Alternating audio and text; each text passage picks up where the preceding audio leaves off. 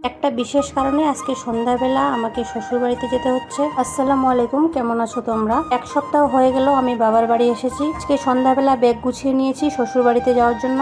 আমার যেতে একটুও ইচ্ছা করছিল না, কিন্তু একটা বিশেষ কারণে যেতেই হচ্ছে। আমার বাবার বাড়ি থেকে শ্বশুর বাড়ির দূরত্ব খুব কম।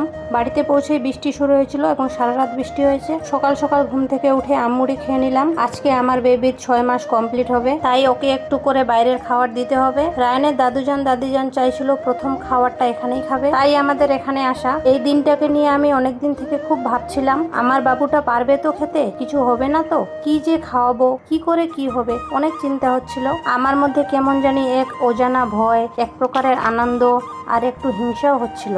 ইউটিউব দেখে, গুগল সার্চ করে, এক্সপিরিয়েন্স বান্ধবীদের কাছ থেকে শুনে, নিজের জ্ঞান থেকে ঠিক করলাম যে একটু ভাত চটকায় খাওয়াবো। ভাতের ফ্যান আর ভাত ভালোভাবে চটকায় নিলাম। এবার একটা চা ছাঁকনি দিয়ে ভালো করে ছেঁকে নিব, যেন কোনো গোটা গোটা হয়ে না থাকে। তরল আকার করে খাওয়াবো, যেন কোনো অসুবিধা না হয়। আর একটা খাবার পরপর 3 দিন দিব, তারপর আবার নতুন খাবার শুরু করব।